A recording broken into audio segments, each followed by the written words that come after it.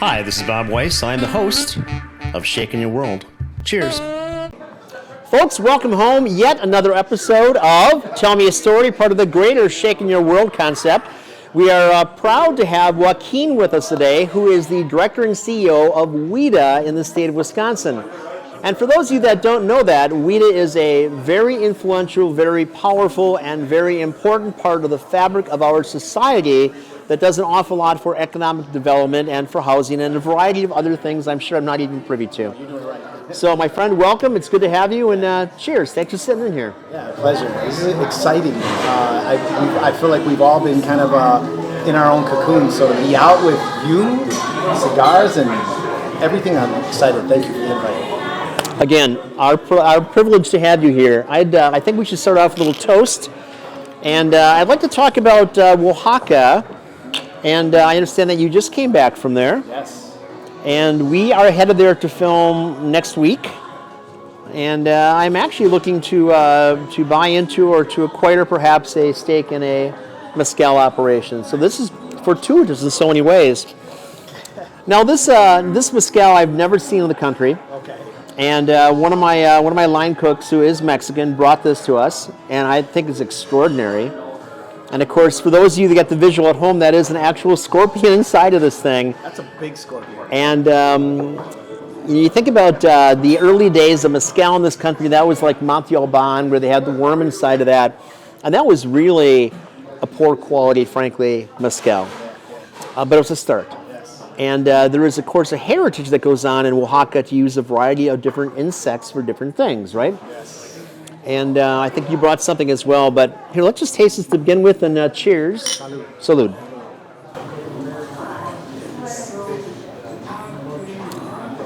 Oh, yeah. I always love, with a mezcal, I always love, first of all, going with the smell. Because they come from like wild agave, and once they roast it, you can tell the difference of the different types of agave with the smell. But with the taste of this, it's smooth. I got a little pine. Mm-hmm. You got that, a little bit Yep. of pine. Yep. Yeah, that's impressive. Thank you. Absolutely. I wonder what. Well, maybe I've heard. How much do you think the scorpion adds to that flavor after a while? This is a big scorpion. That's a big scorpion. I would think a lot, actually. So I suspect it's, the venom isn't really a consideration at this point, but it's got to be there somewhere. But I think just the carapace, the shell itself, has to give so much integrity to this. You think about shrimp or making a stock with lobster, that's where the flavor is. It's in the shells. So I think there's much to be said there. My friend, you first. Oh, I appreciate that. Thank you.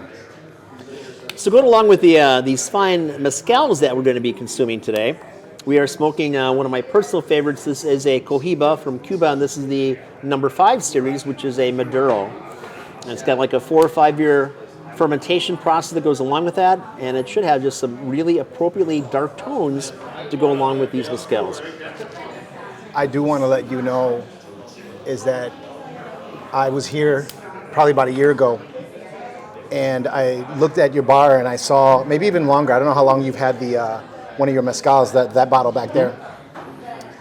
And it was the first time ever that I had a cigar with a mezcal, and a realization came to me that I've never had before, is the fact that when you smoke a cigar and you have the mezcal, it seems like the smokes cancel out, and then you can get to the base flavor behind it.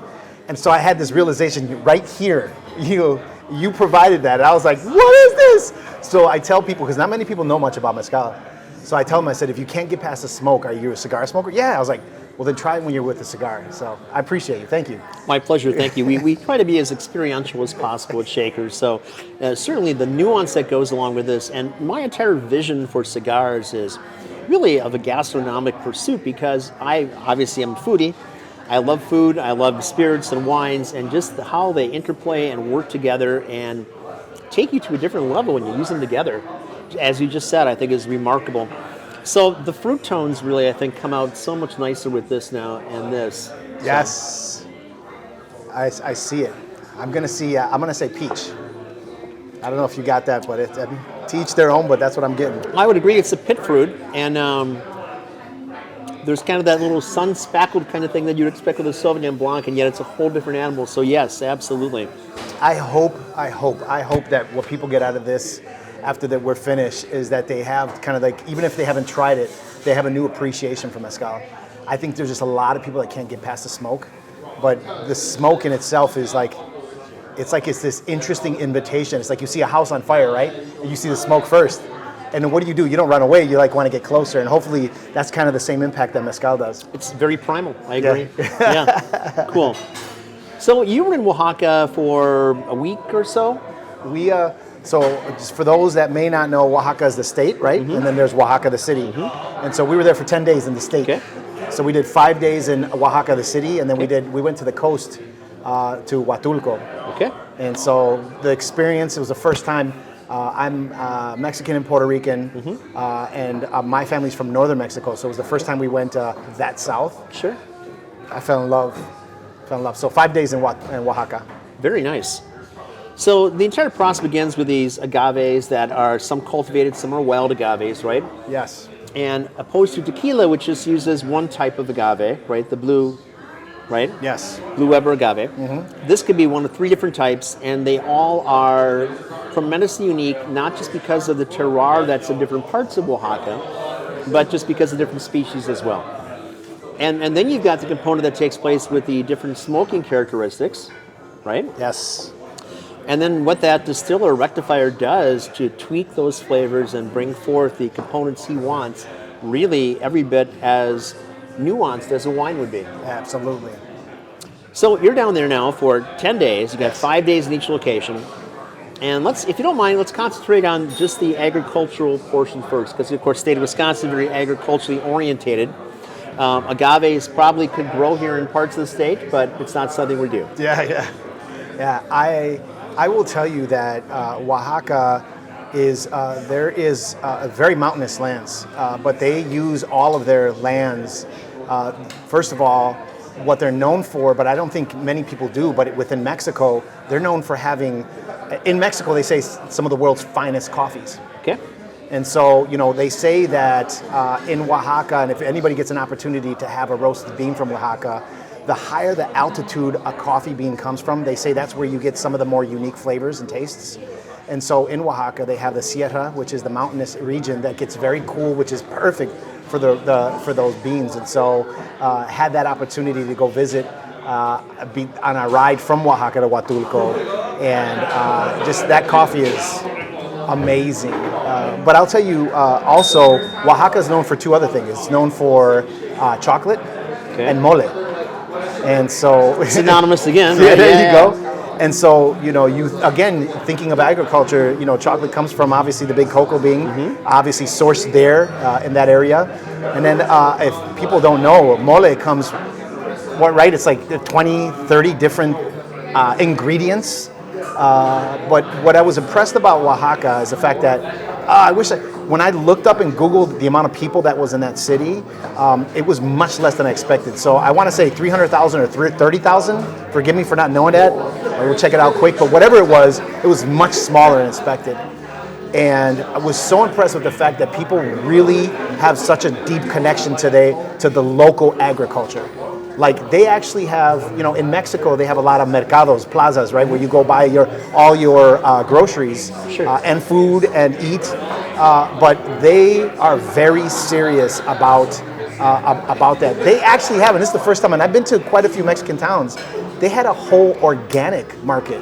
Like the movement of organic is very important to them, but not because of the reasons we do it here. Right. Over there, they just know to be clean and to be so closely connected to their land is something that is so important. And then you begin to see that as they begin to cook. So it's pretty impressive. I'm glad you brought that up because part of the reason that I'm going to be in Oaxaca is not just my capitalistic pursuit looking for an operation to get into, but we have a plan for the entire summer. After this, we're going to go to Jamaica, we're going to Haiti, we're going, of course, to Cuba. In Cuba, I'm cooking for this exhibition, art exhibition. So cooking there, filming Santeria as well. Oh. And in Haiti, we'll be getting somewhat of the street scene, but that's a little bit convoluted, I understand today. So my primary focus is going to be on the actual voodoo ceremonies that take place there, the non-tourist ceremonies. Same thing with Jamaica, and I spent some time in Jamaica in the past, so more of the Obeah kind of concept that is there. And we want to get into the very elementalist program that takes place or should be taking place throughout the world, this connectivity to the earth itself. And that fits in perfectly with everything that is part of the organic movement. Perhaps in this country we've gotten kind of waylaid by just the lexicon of farm to table, because that's a fallacy. In Wisconsin, you have a short growing season. Things are coming from beyond 50 miles, so it's really not farm to table here. Yeah.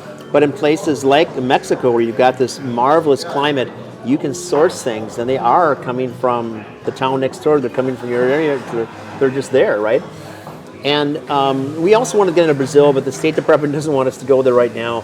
At some point, we'll get there, but the entire earth movement is so significant there, especially in the rainforest. And you take these very primal things and primal people, primal religions, and how they work and how they have a very low incidence of many diseases because they're working off the land and truly natural things. So that is the other layer that we're trying to expose to people. Because in America, this is a marvelous country, and we have a tendency to really just move forward with blinders on in so many ways, irrespective of what else takes place in the world and what people have gone through for tens of thousands of years to get to where we are today. And I want to help us to some degree, at least those with an open mind, to see a bigger picture. Yeah. And if you just look at the medicinal purposes of alcohol, they are striking. And then you have all these other nuances that go along with the different produce, if you will, that is utilized to make this, the different components. And there's probiotic effect that takes place with the mezcal as well for people. So again, we're so enmeshed with modern medicine and modern technology that we have forgotten the basics that really we need to connect with. Yeah, they actually take it to the next level. What I realized is that, I'm sure you'll know the word because it's slipping my mind right now, but what they're doing is trying to go back to a non-government modified foods that are the original lineage. Like I guess here in the United States, you can't find any corn that's original, but if it's modified. Out there, they protect the seeds, they use it in their food, the blue corn and all the other type of, they got something called huitlacoche. Huitlacoche this blew my mind. I would call it almost a truffle. It's like it's a mushroom, moldy mushroom that grows on old corn. And they use that huitlacoche in tacos with meat. And it blows your mind because you're like, I'm eating off of when it's not government modified. What's that word? I don't even know what it is, but it's the original, right? The original corn, not being modified by government or by science. And so it's indigenous. And it's natural. Okay. Let's use indigenous. So indigenous corn, and it's there, and then it gets moldy. It grows off of this organic indigenous corn. Grows, a mushroom that they then use, a moldy mushroom that they use for tacos. Like, it's just amazing, and the flavors are just so. Well, look at Vegemite, Australian. I mean, that's a fungus, mold. I'm not quite sure what that is, but people have used that now for decades and centuries probably. Oh, but that came from Aboriginal roots as well.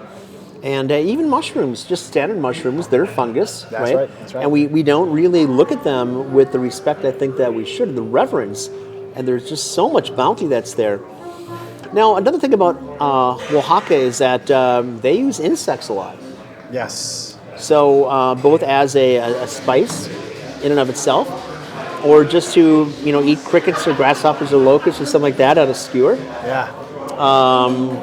And again, with the stabilization problems we have with our food source today, we have to find something else. And I'm a huge advocate of factory farms and the vertical farming that's taking place throughout the country. But to get back to our roots and expand our horizons would make such a difference. And once you start expanding your horizons for food or alcohol or something else, I think that opens the door for you to expand your horizons for other things. And perhaps there's even a way for people to connect with each other a little better, always over food, always over alcohol, right? And you're getting a better product with a different lineage than just a bottle of Jack Daniels or something like that. And it really, I think it can't help but to accelerate your sympatical feelings for someone else. Amen. Absolutely. I will tell you, speaking to looking at, let's say, we'll call it this probiotic mezcal. when we were driving from Oaxaca to Huatulco, you have to go through the mountains. It's like a 6.5 hour ride. It's a beautiful ride. It's curvy as all heck. But at the top of the mountain, there's a town that's known, and I saw it on a particular YouTube show. There's a town that's known for magic mushrooms. Okay. And so it is kind of a little bit of a tourist trap, but it still is known for shamanism and magic mushrooms. And at the top there, we had stopped there to get some coffee. It was early, so it was like coffee. It's the natural stop that you stop on the way between there. And they actually sell tequila with some of the magic mushrooms in it. It doesn't have the psychotic effect. Sure. But I know folks have tried it and they said it's calming, if you will. So it's right. It's like now you're taking it. We were talking about the impact of food and health, but now to like this shamanism, level is pretty interesting. So That's fascinating. So I've had an opportunity to spend a little bit of time in Costa Rica, and you've got the bounty of that rainforest as well, and things that we as Westerners have never seen, experienced, heard of, or anything else. And again, they've been used for centuries and have these homeopathic or naturopathic effects and abilities on people. And we really have to, in this country, get our act together in so many ways. I mean, look up at the stars, and you'll think differently about everything in life. If you look at the broad picture, it's way beyond just walking around here, right? And the same thing with any of these things, from this beautiful orb, this earth that has provided so much for us. It's remarkable, and I want to tap into much more of that. I'm glad you had that experience. So let's put this away and taste something else. I appreciate that. So, Joaquin, you graciously brought a few things along with you that you sourced just in the last week or so. Yes. If you don't mind, give us a splash and tell us the story. And I'm gonna do a favor. I brought glasses for us to our little glass here. Which is kind of cool. When we were in Oaxaca, not only is a town that celebrates its culture, its history, its food, but art and artisans are really, really important there. And so it was interesting because as we were walking, I just walked into an art gallery and found these little mezcal cups that had the cross on them. I was like, they just called my name. And so, I think if not, we should have something that, is indigenous to Oaxaca as we try this. I do want to tell you something about this one. This is, this right here is what changed my mind about mezcal. Okay. And the brand is La Venenosa, and it comes in a couple different bottle colors, depending on the type of agave they use. Sure. I never looked at it carefully because I got this in advance of Oaxaca, by the way. Okay. I bought this in Mexico City. It looks like the agave is called, I never even heard this, Iñaquitans. I do want to let you know, and you know this already, but I'll let folks know, is the fact that there's so many types of agave, and they're absolutely beautiful. I mean, from ones that are completely yellow to red to big to small. There are some that they go as high as 20 feet. I mean, it's just amazing the diversity of what they look like. And so what was interesting about this one, when I was introduced to this one, I got this. It's interesting. In the United States, this bottle goes for about $200. Okay. In Mexico, it's like $40. So now you know the difference of the dollar, and the dollar is very strong. But what blew me away around this, I'm gonna pour it at the same time, is that it taught me to smell first. Okay. I do want to tell you what the smell is, but I'd rather you smell it first. Sure. And then you tell me. But so these are almost like little sake glasses, actually. I would say, yeah. But they, you got a lot of the ones in Mexico. It's kind of funny. They have these little small ones like this for drinking. To me, I've yet to date find a mezcal that has one of the craziest smells and one of the most sophisticated flavors. I mean, it just blows you away because it smells not like what it tastes like. So I'm going to tell you what I think it is, and you tell me. To me, it smells like just blue cheese. Like, how the hell can a mezcal smell like a blue cheese, but tastes like a smoky hibiscus water? Did it not? Wow. I know. Wow. I just I'm about to blow you the hell away because I blew myself away. To me, there isn't anything on the market more sophisticated until I went to Oaxaca, and I'll tell you about that in a second. But before you do that, if you don't mind, sure. The cross is on here. So is that Catholicism? Is that the symbol for the dead being buried, or how does that work? That's it. It's interesting is because Catholicism is humongous in Mexico, but also Oaxaca is known as this capital that celebrates the Day of the Dead, and it's really taking. I'm sure people have seen the cartoon Coco, but it really is taking a day and instead of mourning, is celebrating those that have passed away, and saying that on one night they come back from the dead, not as zombies but as in memories, and that's the day that you want to celebrate them. And so it's interesting that when you see crosses on something, it's so much more different than when we see it here in the United States. Okay. It seems like even sometimes religion has even been politicized. But out there, religion, Catholicism, and the cross is a culture. It's a way of being. It's a way of living. It's pure. Yeah. Thank you. Thank you. I can't even say anything better than that. Thank you. And so why not better for us to drink this drink out of such a pure cup? Dia de los Muertos. Yes. Salud. Salud. Oh my. Do you smell it or not? Am I crazy or am I not?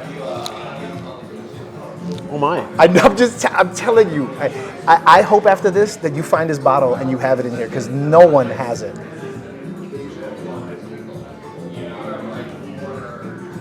I don't even know how to explain it. I'm tasting something different than hibiscus right now. What are you tasting? Well, it'll take more taste to get there. Yes, but please. I'm going to light this up. I've tasted a lot in my time, and this one right here, it just amazes me. That smell is...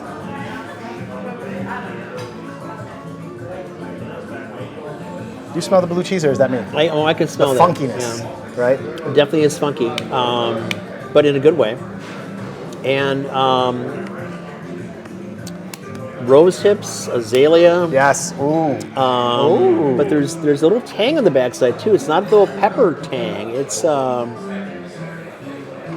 almost like that little citrus component you get from a tamarind or something, and yet I'm going to tell you something. Yeah, just complex.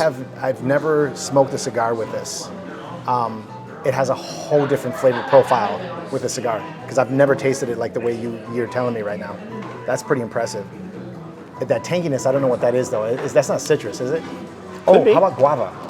Like a passion fruit guava.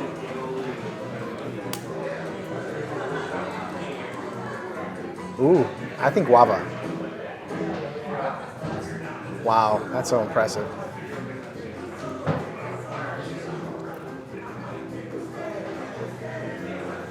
Yeah, I'll give you guava. But there's something else there as well. It's the same. It's not a mango, but guava and maybe passion fruit is the way to go with that. This is wild. But it's not sweet. I think that's the wrong word, right? It is not sweet. It's the tanginess of the fruit. I don't know if even that's the right word. And the fragrance is changing with this too. Yeah? Oh, I love it. This is so my favorite. And so I've dropped down my collection of, I think I was telling you before, I used to drink all these fine tequilas, but I've cut back, you know? And so to me, I said, from 40 bottles in my house, I said, I'm gonna just go to a handful of bottles. And this is most definitely a staple. But look at where it's at. It's getting me nervous because this ain't gonna be around that, I don't think, that long. These are all done. Most mezcals are done in smaller batches. You had mentioned about the fact that there's a few agaves they use in a general sense for mezcal. Espadín is one of those agaves. And that Espadín seems to be the one that they use for a lot of the stuff that we'll see here in the United States. Sure. But there are other agaves also. So, yeah, this is. What'd you think? This is remarkable. I wish it was here. It will be soon. It will. It will. It absolutely will. Yeah, I appreciate that. See, Brianna, since you're walking by, Huh? Since you're walking by, why don't you taste this? This is truly unique. Yes, this is delicious. Ooh, There we go. very good. Tasted and Very approved. smooth. What is it? It's This? La Venenosa Raicilla. It's delicious. So the other thing that I learned, so I almost forgot, this is not a mezcal. And so the other thing that I learned is that everything is mezcal. Tequila falls under that. I think Sotol is the other one. Raicilla is another one. It just depends on where they make it and what type of wild agave. And so this agave comes from Jalisco, the state of Jalisco, where Guadalajara is, right?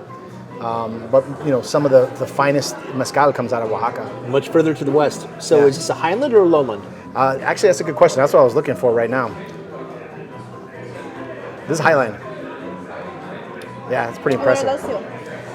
We're not there yet. Oh, Yeah. we haven't got there yet. No. Okay. That was, when they don't come when they just come with a little sticker, that's the special stuff right there. Yeah. That's so funny. Brianna's best. Yeah, okay. This is very good. Very good. Cool. Thanks for playing. He said that. Yeah. So raicilla. What I understand about raicilla is that it was illegal in the United States and Mexico for some time because people were taking wild agaves, and in Mexico they're very territorial as to where you can make tequila. Tequila can only be made in the state of Jalisco, just like we have the state of Wisconsin, state of Jalisco. Right. And then obviously I think there's like a handful of states in Mexico that you can make mezcal. I might be incorrect, just telling you the little bit that I do know from my studies. Right. And so raicilla was being made not under the right jurisdictions, but as you can see now it's out here. And so La Venenosa comes with some amazing, and you would appreciate this, is that this brand, La Venenosa, actually was designed by and I should have the name because you probably would know him, as a very well-celebrated, very high-end culinary chef in Mexico. And he made these connections direct to the land with the farmers for all this, and he's like, I want to be involved in the design of a mezcal, and this is what it is. So these actually are obviously by very small, beautiful distillers, but with the touch of and the hand of a chef. So maybe that's another reason why you're like, yeah. I think it's brilliant, actually. So thank you very much for bringing this guy by. No, I appreciate that. So in your mind, the difference between the Highlands and the Lowlands, if you could determine a flavored component or characteristic, what would that be? That's a great question. I don't think I could answer that yet because of the fact that I've had the privilege of visiting a significant amount of distilleries in Jalisco, Highlands, and Lowlands. I don't think I've had that opportunity to really notice the difference. I will say that I learned in the making process of tequila is that, first of all, like you had mentioned, that blue agave, there's no ifs, ands, or buts about it. It has to be made with exactly that type of agave. If they don't, you can't call it tequila. And maybe it might be illegal too if you make it out there. But what I heard in one of my trips is the fact that the law allows you to put 1% of something into the tequila. And that's like the secret by the distiller. The word is called avocado. So you could put 1% of avocado in the tequila, and who knows what that is. And so, I think that's the thing that kind of distinguishes. The other thing that I learned about mezcal, this was really interesting, is the fact that I know you've probably seen it, and I've saw it also, that sometimes they'll have pechuga de some type of an animal. Sure. And so that's like you're like, okay, they have either goat meat, and I'm like, how do they use like goat meat to make mezcal? I was so confused, and I had never understood until I understand what they do is actually in the copper distill, is that what they call it? Whatever they distill it in? What they will do is, as the alcohol is distilling, I should know better than that, is they hang a piece of goat meat in there. It doesn't hang in it at all, so it just gives the essence. Flavors, okay. Yeah, which is crazy. Wow. It's wild. like, and they could do almost anything in here. So we know it. We've seen some of the pechugas that have come through mezcal, I think it's goat, lamb, some of the ones that we've seen, I think maybe turkey. So are those cooked first or smoked first? Or They're smoked. Are they raw? Smoked first. They're smoked first, yeah. Okay. They're smoked / cooked first, and then the essence. So you would only probably believe that some of the fats probably fall into that also. Sure.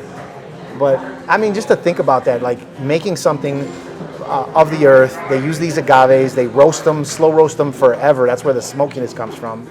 And then obviously then they take those agave pineapples, piñas they call them, and then they distill them, they mush them. Let me get that correct. They mush them, and then with the mush, the juice that comes out of it, they distill it, and then we end up with this here. That process in itself is amazing, but for somebody to think, you know what, let me take a smoked lamb meat and put it inside the distill, that's Sure. amazing. So can I get onto this next bottle for us? Yeah, please, please. I'll try this one real quick here. This is the only way that so we went to a distillery in Oaxaca, and this is interesting. I found this very interesting. So right now, what's really big in tequila is aged tequila, right? Reposado, añejo, extra añejo, and they put them in these barrels that probably come from the United States. But when I went to Oaxaca, I asked them. I said, this aging process. I said, what's the original? Like, what is OG? What's original to mezcal? And he's like, we didn't really age mezcal. What mezcal is known is to be joven, like right out the which they call it joven or blanco. It's right out of the distiller, distill. And so I said, so he said it's kind of a new-ish thing, is aging mezcal. But he's like, the old school OGs of mezcal, joven is the way to go. But I mean, I would assume that some of the notes that are picked up from the barrels, there's probably some really good mezcals. But I'm this kind of guy that likes the original way of appreciating this. So that being said, when we went to the distillery, he had us try some of them, and I had explained to him, I'm like, I like stuff that really is going to have an amazing taste profile. It's going to have an amazing smell. Everything you have here is amazing, but understand these are the different things I've tried in my life already. Sure. And as I told him that, he's like, all right, let's go. So we went to a room in the basement, and it was interesting because with mezcal, they don't age it, but what they do is they put them in these big, they look like plastic water bottles, but they're made out of glass. Okay. And so they fill that up, and they put them in these rooms, and they leave them in glass. It doesn't age them, but it does something to the alcohol content. I'm not sure. My Spanish is pretty good, but I was trying to understand. I understood like 95% of what he said. And so as he was going through it, I said, I need something that is going to amaze me. And I explained him this, and he knew about this. And so as soon as I told him about this, he's like, okay. And so he pulled this one out first of all. And all it is the big glass bottles are named by the type of agave they use. And so this agave is called Salmiana Pulquero. Salmiana Pulquero. Okay. And let's see what it tastes like. Are you empty here? I think so. Yes. That's what I got. That's what I got this for. I got like this. Okay. I just want to clean it. We got to use a tradition. Okay. Yeah.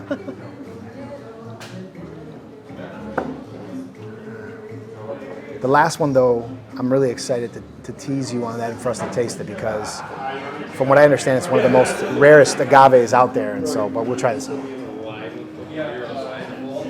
don't know what I smell there, but salud. Salud. I think this one has more of a flavor, smell profile, and yet the smells, mezcal. the aromas are so subtle and complementary. It's not the harsh tones you find with so many like bourbons today.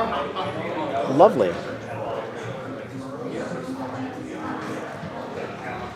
Oh my!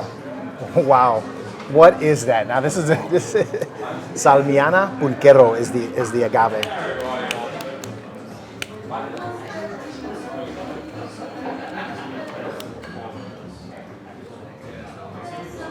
So you're allowed to bring this back without issue?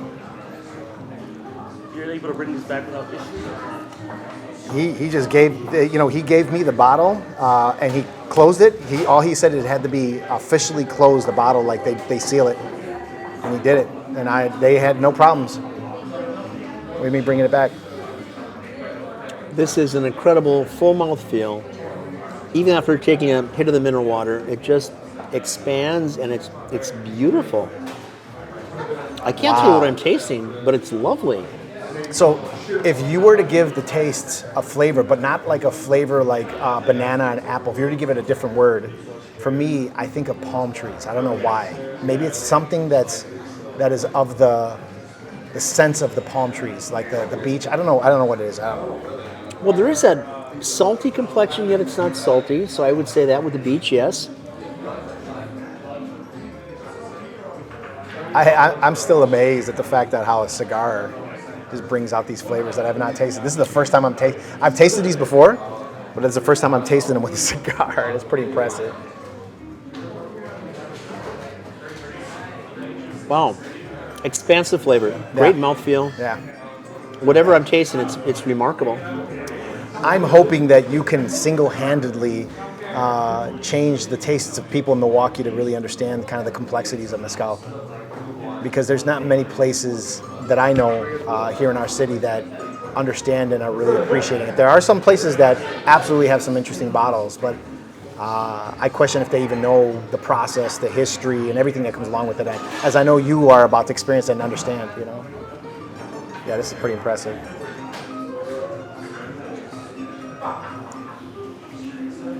Yeah, and if you ever get a chance, just jump online and look at the pictures of some of these agaves. It's pretty impressive just how different they are.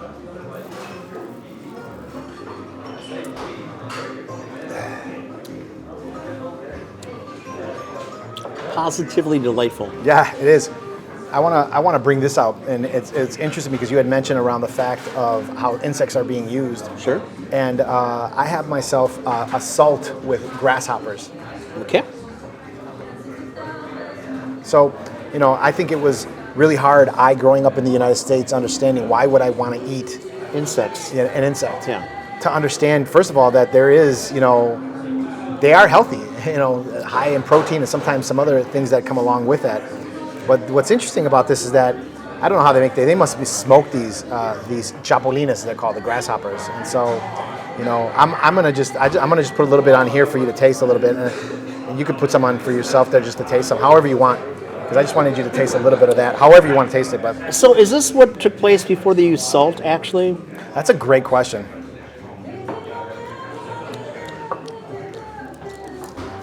It's really salty, but you can absolutely taste the smokiness and the earthiness of the chapulín.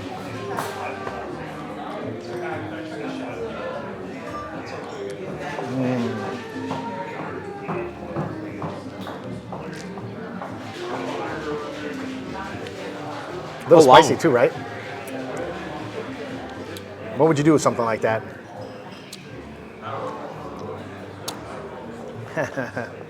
Well, there's any number of sauces or rubs I can make from something like this. Yes. Man, oh man. I wonder if they... Honest to God, you think there's chili peppers in here. Yeah.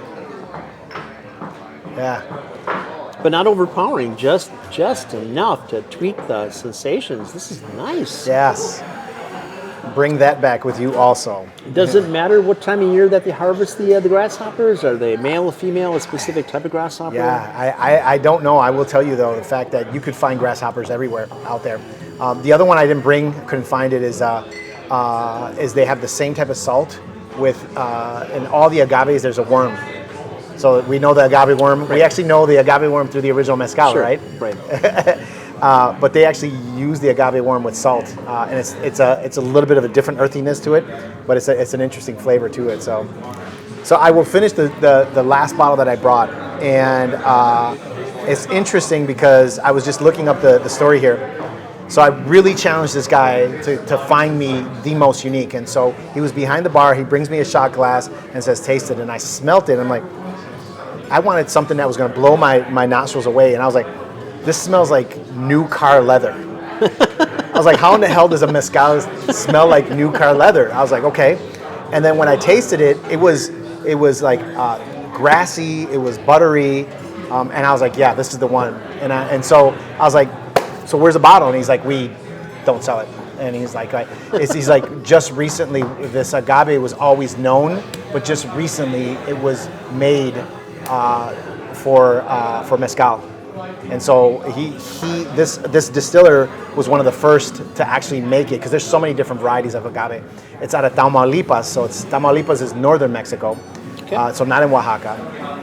And so it just recently, probably within the last 2 years, 2 or 3 years, this agave Montana, it's called agave Montana. It was finally used for mezcal and was made. Right now, you cannot find it anywhere. If you go in Oaxaca and you ask them everywhere, agave Montana, people will laugh at you because it's just very rare of an agave plant okay. to find it wild, okay. and it has never been made except for these few times. And so so I'm like, why are you showing me this if you can't sell me the bottle? And so then he takes me downstairs, and we're looking at all these bottles, and he pulls out the big bottle. It says agave Montana, handwritten on there. and the big bottle's like whatever, like how many gallons, 5, 6, 7, 8 gallons, 10 gallons. It's only like this much. And I'm like, can I? And so after a little bit of coaxing, he's like, yeah. Right now, the first distiller to actually make it and bottle and sell it, they made 300 bottles back in 2017, 18. For the year. For the year, that's all. That's the only time they've made it. They haven't made it again because it was such a rare agave. Wow. Right now, you could find it, if you find some rare bottles, you can find it for about $700 a bottle. At the time when they sold it for about $200 a bottle. Now, these prices in Mexico, like, this is like ridiculous. You don't find $200 bottles of agave, but that's how artisan it is in it. And so this agave Montana, I was able to convince him. I ended up buying it for $200 for the bottle.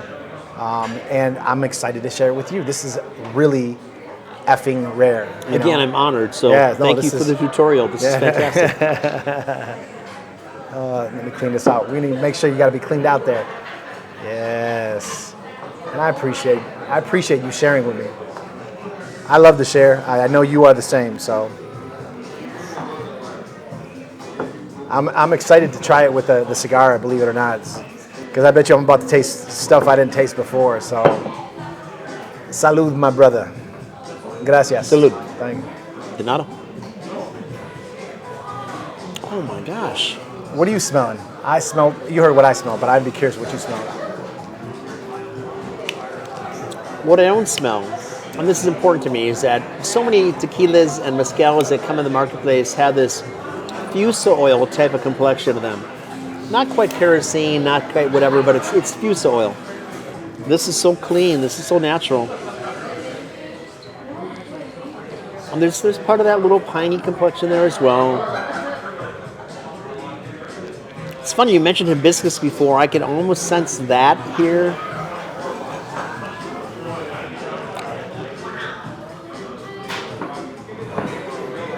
My imagination, like maybe a touch of banana here. Oh, interesting. I think, I was trying to figure this out too. I've been having problems trying to explain the flavor on this one here.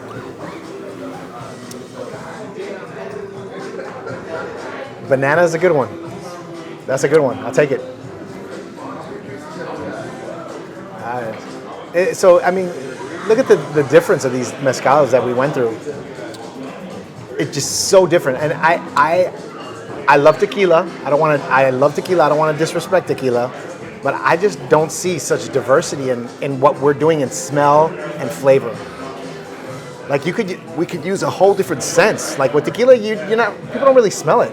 You can, but it's about the taste. The peppercorn in here, so it's black peppercorn, but there's also like a little bit of both red and green pepper that's here as well. This is so nice.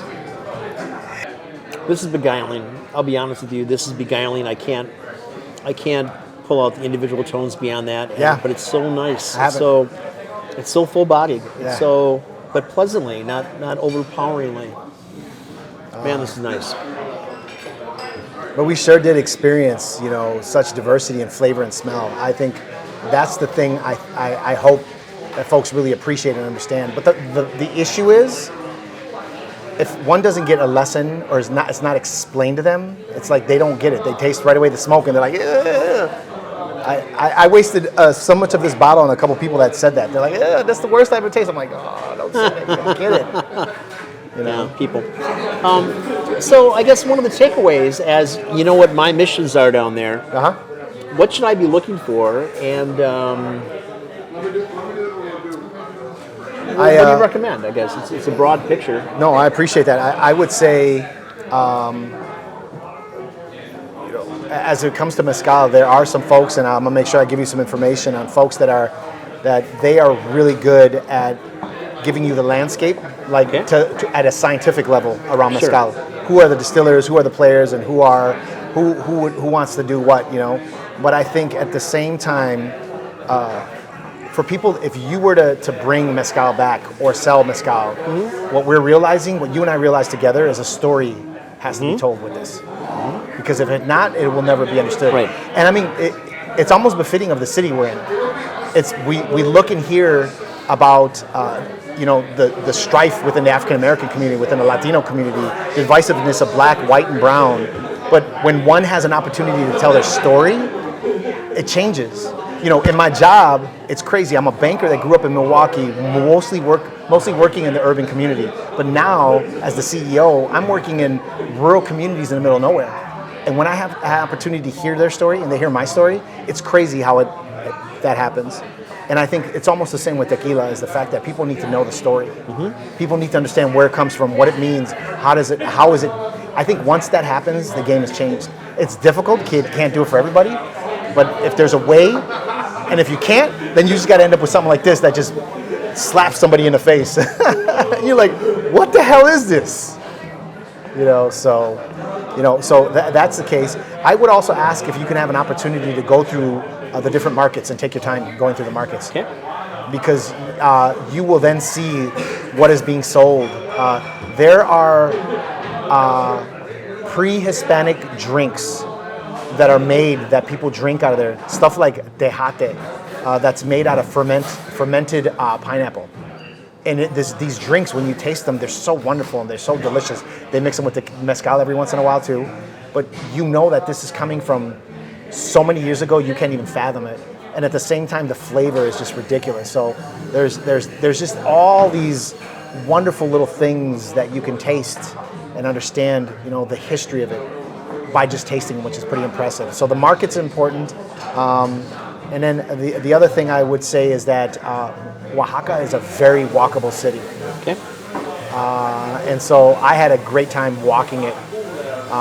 And lastly, and this one is really important, and I almost be remiss if I didn't mention it, is that if Oaxaca is let's say the world headquarters for mezcal, you would hope that they know how to make a mixed drink, a cocktail with it. I'm gonna tell you something. I was blown away. Like, I've been to many cities and have experienced the craft cocktail industry. They take mezcal craft cocktails to the next level. Like New York, LA, Shanghai, no one can compete to what they're doing. I mean, I don't even know how to explain it. I mean, they had drinks that had, it's very difficult to explain, but I hope that you find some very amazing, and it's not hard. Find some amazing bars that take craft cocktails. So how much time do I need for this? Right? I think you can get in and out for 3 days. Okay. But you're going to be moving. Okay. You good with that? So that's Oaxaca City and? No, Oaxaca City, 3 days. 3 days. You're going to be moving though. You're going to. Do you like that? Or do you like a little bit of relax? No. We go fast. Okay. We shoot morning and night. We 3 days. We capitalize on everything we can.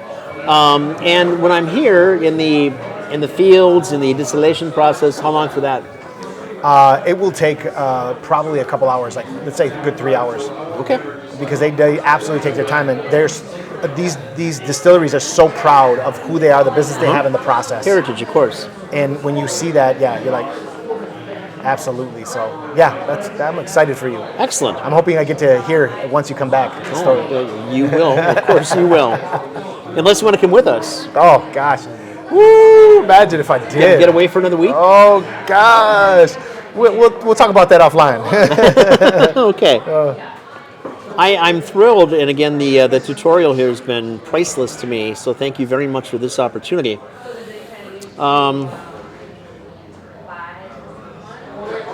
Milwaukee has come a long way, and it continues to evolve. And, being known for the best cheese curds perhaps in the country and brats and things, those are all wonderful things. But there's a much bigger world as we have more people coming from outside this area to work here, to take up residence here. That's a whole different avenue that's being opened up as far as these types of things as well. So I see nothing but promise from Milwaukee, and part of that is going to go along with things just like this. Man, oh man, I'm smitten already. I thought I knew something about this. Before we stop, Brianna, could you get us some of the Rosa tequila? Yeah. One of the first times I met you with one of our mutual friends, Hugo. And it was interesting because at that point, you had mentioned that you had some tequilas, but they were freshly out. And so I said, well, could you introduce me to something else? Because you have a selection of whiskeys, ryes, bourbons, go right down the line. And I don't remember what you gave me, but you did a really good job at matching the flavor profile. So maybe that's a way of letting other folks know that love their whiskeys, their bourbons, and their rye, and all those, and saying, hey, I'm going to surprise you with something. Try something. Because those that really appreciate whiskey, scotch, and bourbons, it takes them a moment to understand that they go back to when they were a teenager and they were forced to drink that crap that you had mentioned, man. But I think you introducing them to something else, it changes the game. Yeah. Rum was very important for us for so many years, and of course it's the backbone of what I do for any of the Caribbean foodstuffs, but that was my stepping stone for people that just drank the other brown spirits to experience something else. I got to tell you this, and I apologize for interrupting you. They make a rum out there in Oaxaca. It's a Oaxacan rum. I hope you find it. I'm going to send you the picture. I had it. I was sick on how amazing it was. I'm hoping, I got a picture of you. I'm going to send you. They make a rum out there. It's going to blow you away. They call it aguardiente. Oh, aguardiente. Yeah. Oh, but Colombia. I love aguardiente. But it's so aguardiente in Colombia is a way. You're right. It's their drink. Yeah. For some reason in Oaxaca they call their rum aguardiente. Okay. So I forgot to mention that to you. Sorry about that. Not one for you? How weird. Okay. This is a rosa. Nice. So this only hit Wisconsin like 2 weeks ago, and it's flying off the shelves here.